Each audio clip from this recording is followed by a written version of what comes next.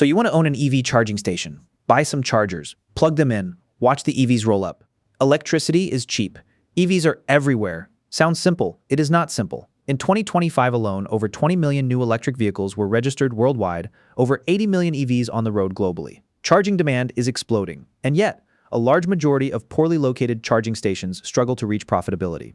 A single fast charger can cost over $250,000 to install, and your biggest cost? Not the electricity you sell. It's the demand charge from the utility for having the capacity to deliver electricity you might never use. A 350 kilowatt charger can cost you tens of thousands per year just in demand charges. In extreme cases with aggressive utility rates and low utilization, that number can approach or exceed $100,000 annually, even if the charger sits idle 85% of the time. And here's what nobody tells you. The average charging session lasts around 30 minutes and delivers roughly 30 to 37 kilowatt hours. That's not a design flaw. That's physics. Cars can only accept so much power. The charger isn't the bottleneck, time is. So you want to own an EV charging station? Here is what they don't tell you. Most people picture an EV charger as a modern gas station. You plug in, you pay, you leave. Simple. The global EV charging infrastructure market is projected to exceed $100 billion by 2030. Governments are throwing billions at infrastructure. Every car maker is going electric. It sounds like one of the most reliable ways to build wealth in the coming decade. It is not clean. It is not simple. And the gap between what EV charging looks like from the outside and what it actually is on the inside, it's one of the most brutal gaps in any infrastructure business you can enter. Here's what the industry actually is. It is a business where your costs are fixed every single month, and your revenue is not where you can buy the right chargers, secure the right location, sign the right contracts, and still lose money for years, where a company with 60,000 charge points across Europe can be valued at billions, while a competitor with half that network struggles to stay afloat. And where the difference between a good year and a bad year for a single charger can be the difference between making money and losing thousands. So what actually drives those numbers? Let's start at the beginning, the purchase price. Installing an EV charging station is not like buying a vending machine.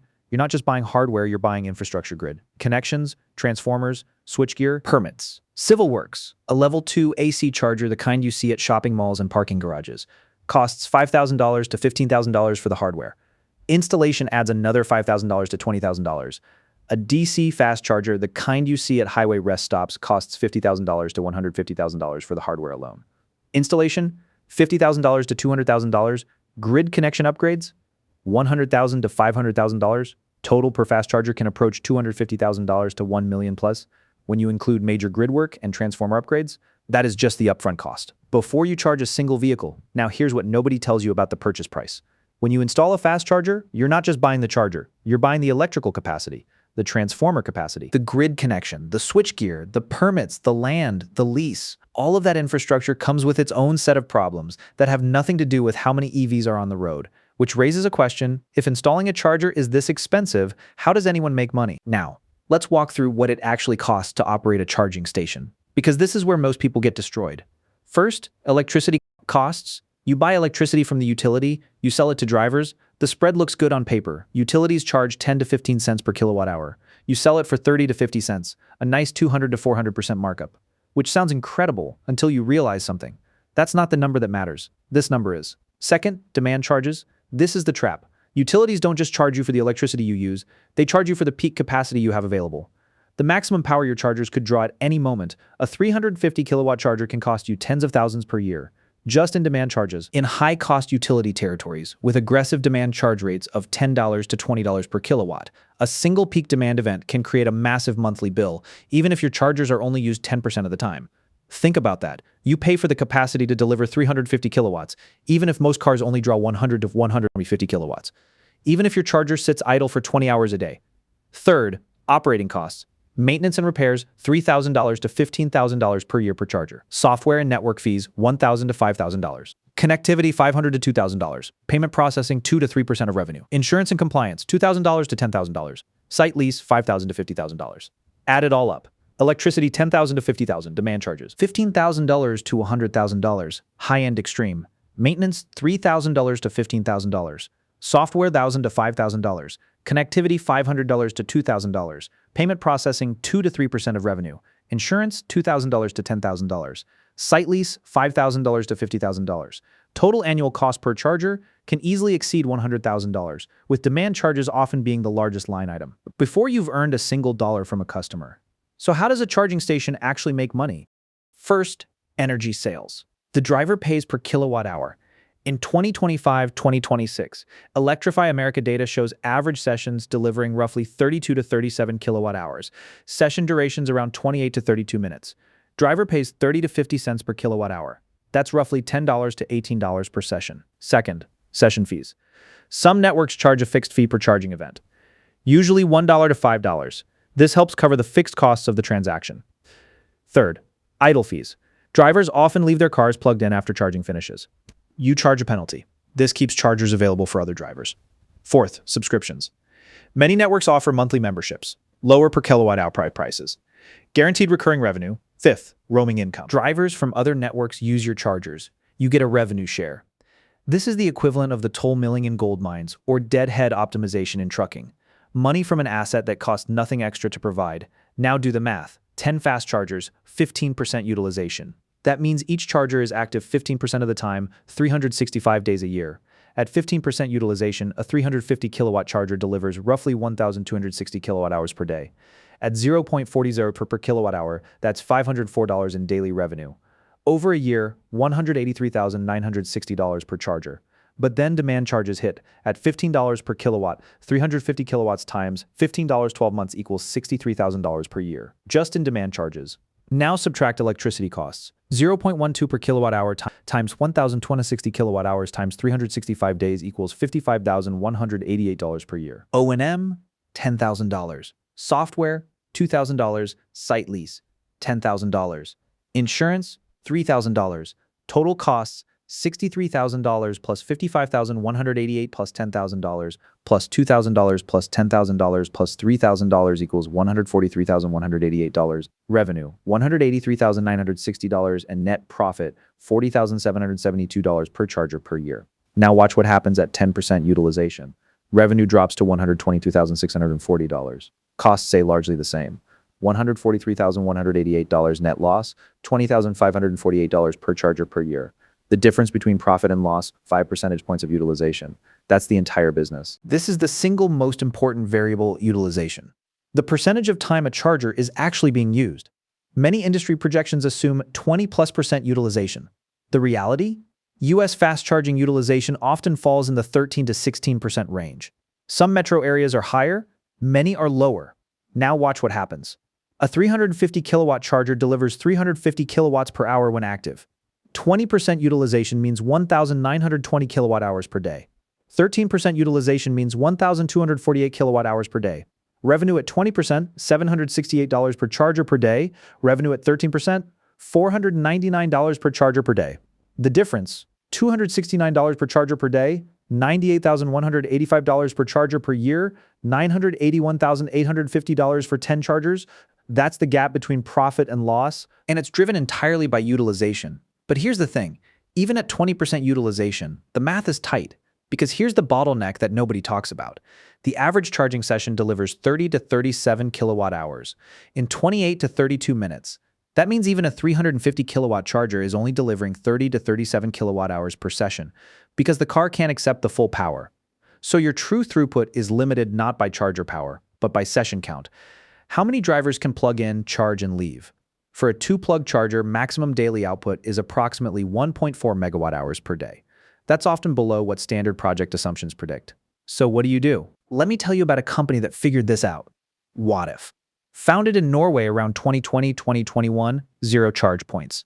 A few years later, over 60,000 charge points across Europe, Norway, Sweden, Germany, Austria, Ireland, UK. They raised up to 50 million euros from an infrastructure fund, acquired multiple companies, strong revenue growth.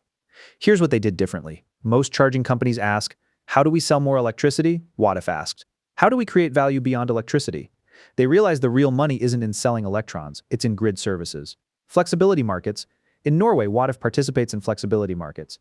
They aggregate chargers into a virtual power plant, sell grid stabilization services to the utility, frequency regulation, peak load shifting capacity markets, revenue from a service that costs almost nothing to provide.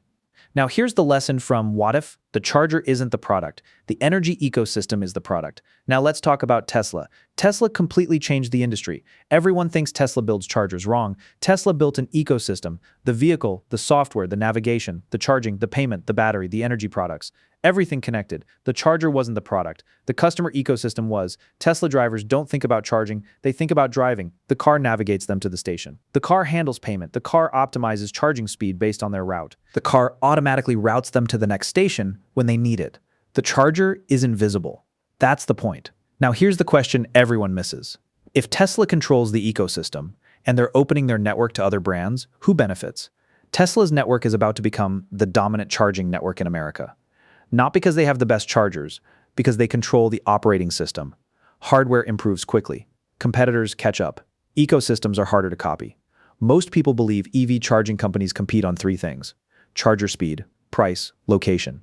In the future, the real competition may be over who controls energy intelligence. The companies that best predict electricity demand, optimize charging, manage distributed batteries, and coordinate millions of connected vehicles will create the strongest competitive advantage. This is the equivalent of what happened in cloud computing. Amazon Web Services doesn't just sell servers. They sell an entire ecosystem: storage, compute, databases, machine learning, analytics. The infrastructure is the foundation. The services are the profit engine. The same transformation is happening in EV charging. Phase 1, sell chargers. Phase 2, sell electricity. Phase 3, sell charging services. Phase 4, own customer relationships. Phase 5, manage energy ecosystems. That last phase is where the real long-term value is. But here's the problem. Most investors are still valuing companies based on Phase 2, and most operators are still building for Phase 2. That's why so many are struggling. So, you still want to own an EV charging station. Now, let's talk about where this industry is going. Shift 1, vehicle to grid. Instead of only taking electricity, cars may also return electricity back to the grid. The car becomes a mobile battery. Utilities can buy that capacity during peak demand. It creates a new revenue stream. Shift 2, AI controls charging. Imagine millions of EVs. AI decides when to charge, how fast, which station to use, whether to use battery storage, whether to discharge back to the grid. Shift 3, dynamic pricing. Electricity cheap, charging cheap. Electricity expensive, charging expensive. Prices could change throughout the day. Shift 4, battery storage becomes standard. Charge batteries when electricity is cheap. Use stored energy when expensive. Reduce demand charges, support the grid. Shift 5, grid services become bigger than charging. Future stations may earn 40% from charging revenue, 60% from grid services. That sounds strange today. But in the future, selling energy to drivers may become just a cover story. The real business is selling flexibility to the utility. And here's the shift. Nobody is pricing in yet. The EV charging industry is going through its own version of the dot-com bubble. Hundreds of companies entered. Only a handful are likely to dominate. ChargePoint, one of the world's largest networks, but most people misunderstand their business. ChargePoint wasn't primarily selling electricity. Much of their revenue came from hardware sales, software subscriptions, network management, and commercial customers. They weren't a utility, they were a technology platform. EVgo focused on urban locations, commercial partnerships, fast-charging fleet customers instead of trying to be everywhere. It concentrated on markets with higher utilization potential, Fastned. Instead of thousands of slow chargers, it focused on premium highway fast-charging locations. Quality beats quantity. Electrify America, created after Volkswagen's diesel emissions settlement. Early expansion driven by a legal settlement, not traditional venture economics. Blink Charging expanded aggressively, buying companies, growing networks. But expansion alone doesn't create profitability. Here's the lesson. Hardware isn't the moat. The more durable advantages are software, customer relationships, network scale, prime locations, fleet contracts, and partnerships with automakers. Those are much harder to copy than a charger. Think about this. 10 charging stations, useful. 20,000 charging stations, game changer, navigation improves, coverage improves, customer confidence improves. Each additional location increases the value of the network. That's a classic network effect. Every new EV increases future charging demand. Every new charging station increases confidence to buy an EV. Each reinforces the other. Tesla understood this years ago. That's why they built their own network, while everyone else was waiting for someone else to do it. Now, here's the thing. Network effects are powerful, but they're not automatic. You need to reach critical mass. And you need to offer something competitors can't easily replicate. For Tesla, that's the ecosystem integration. For ChargePoint, it's the software platform. For EVgo, it's prime urban locations. What's yours? The most valuable thing many charging companies own isn't hardware. It's prime locations, long-term leases, utility connections, grid capacity, permits. These are difficult for competitors to replicate quickly. Suppose two companies want to build identical fast charging stations. Company A already has a site with sufficient electrical capacity. Company B must wait months or even years for utility upgrades. The charger can be bought. Grid access cannot always be accelerated. That hidden advantage becomes a competitive moat, which raises another question. If grid access is this valuable, why aren't more companies competing for it? Because most investors are still looking at charger count. They're not looking at grid capacity, and that's a mistake. The company that controls the best grid connections, the ones closest to transformers with spare capacity, will have a massive cost advantage. They'll pay less for grid upgrades. They'll deploy faster. They'll capture prime locations. Now let me tell you the biggest lie in the industry. Ask almost anyone. What does an EV charging company sell? They'll answer, electricity. Wrong. Electricity is only the delivery mechanism. The real product is time. Gas station, 5 minutes. Fill tank, leave. EV charging, 20 minutes, 30 minutes, 45 minutes, sometimes an hour. That changes everything. The customer isn't just buying electricity, they're spending time. Time becomes inventory. Imagine 2 stations. Station A, customers wait 30 minutes. Nothing nearby. No food, no shops, no bathrooms. Terrible experience. Station B, same charging speed, but next to Starbucks, Target, restaurant, movie theater, supermarket. The charging experience feels shorter because customers have something valuable to do. This is why site selection matters so much. During a 30-minute charge customers spend on lunch, coffee, groceries, pharmacy, the charging company earns a small margin on electricity. The surrounding businesses capture far more value. Costco loves EVs, not because they care about selling electricity, because it keeps customers inside longer. Longer dwell time often correlates with higher spending. Commercial real estate uses a term, anchor tenant. A major attraction brings people in. EV chargers are becoming a new kind of anchor. Not because charging itself is hugely profitable. Because charging guarantees visitors. The charger becomes the anchor. The retail becomes the profit. This is exactly what happened with airports decades ago. Passengers waiting for flights spend money on restaurants, duty-free, coffee, electronics, luxury goods. Airports realize they're not in the transportation business. They're in the real estate and retail business. EV charging stations are on the same trajectory. They're not in the electricity business. They're in the customer time business. The electricity keeps the vehicle moving. The economics come from everything that happens while the driver is waiting. That is the hidden business model almost nobody notices. People think EV charging replaces gas stations. In reality, it changes the economics of transportation completely. Gas stations monetize fuel, charging stations increasingly monetize time. Time creates shopping, dining, subscriptions, advertising, retail, fleet services, energy management, data. Electricity is only the trigger. The strongest businesses are asking, how do we create more value during the customer's charging time? The unsuccessful ones are asking, how do we sell more electricity? Those are fundamentally different businesses. Originally, charging companies focused on drivers. Now another customer is emerging. The electricity grid. Future charging operators may increasingly earn revenue by providing flexibility services. Smart charging, demand response, vehicle-to-grid programs, that changes the economics entirely. Imagine a station that earns 40% from charging revenue, 60% from grid services. That sounds strange today. But many researchers believe future value will increasingly come from flexibility services. Not only energy sales, utilities have a problem. Demand changes constantly. Instead of building expensive new power plants, millions of EV batteries could help stabilize the grid. This flexibility is the real value, not the electrons. Now here's the thing. This is already happening. Wattif is doing it in Norway. Elaway is doing it in Sweden. Other operators are doing it across Europe and the United States. The technology exists, the regulatory frameworks are developing, the market is growing. So, you still want to own an EV charging station. The EV charging industry is not really competing to sell kilowatt hours. It is competing to own the next generation of mobility infrastructure. The companies that understand this early will build businesses worth billions. The ones that think they're only selling electricity will likely become commodity providers. The biggest misconception is believing an EV charging station is simply a modern gas station. It isn't. A successful charging station is a real estate business, an energy business, a software business, and a customer time business operating at the same location. The charger is the visible hardware. The real value shifts towards software, AI, grid services, battery storage, bidirectional energy, and long-term energy management. The companies that understand this transition early may build businesses that look less like charging networks and more like the operating systems of tomorrow's electric grid. The next time you see an EV charging station, you're looking at over $250,000 of infrastructure, consuming electricity that costs 0.10 cents to $0.15 per kilowatt hour, selling it for 0.30 cents to 0.50 cents, and struggling to cover tens of thousands in demand charges.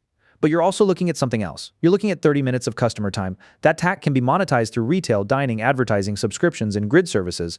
The companies that understand this will win. The ones that think they're selling electricity, they'll be left behind.